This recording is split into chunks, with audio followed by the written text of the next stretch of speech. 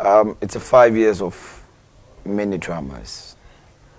It's a 5 years of the bad, the ugly, and little talk about the good.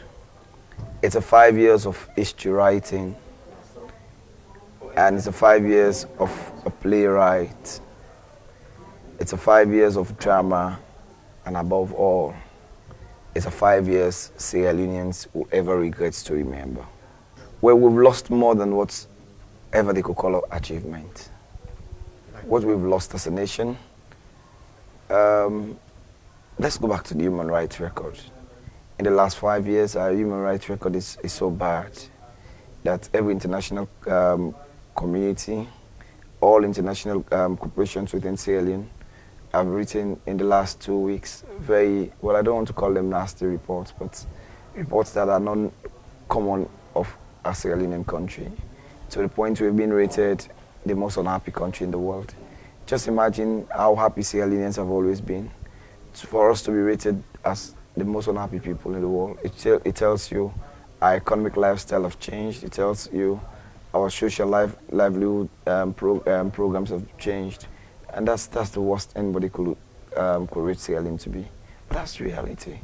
Sierra Leoneans go to bed worried. By 9 o'clock at night, whatever part of Freetown you go, you meet checkpoints.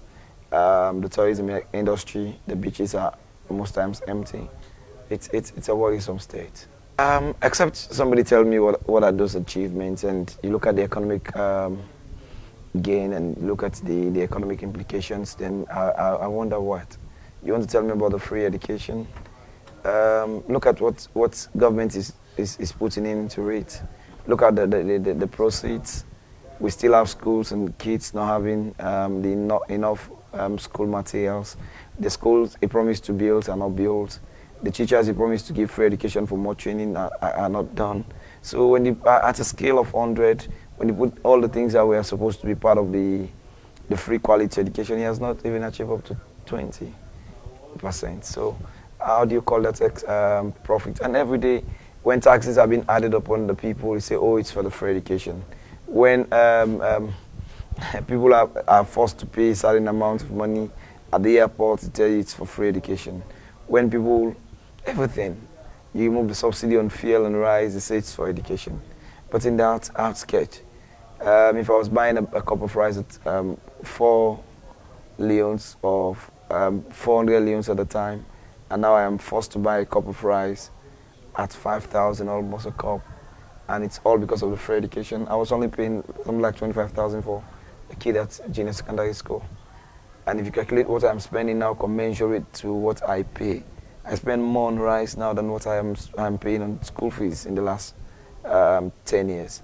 So commensurately, you look at the two and you ask yourself, I know Sierra Leone are very selfish people. If you have a very good educational policy, I think in 2019 I told Sierra Leoneans, if we in the political class believe the education we're paying for is good and quality, let's have a policy to send our kids to those schools. I'll tell you 90% of the political class, I would even say 99.9% of the political class do not send their kids to public schools. That is how bad the educational system is. They lack the confidence in it. 0.5.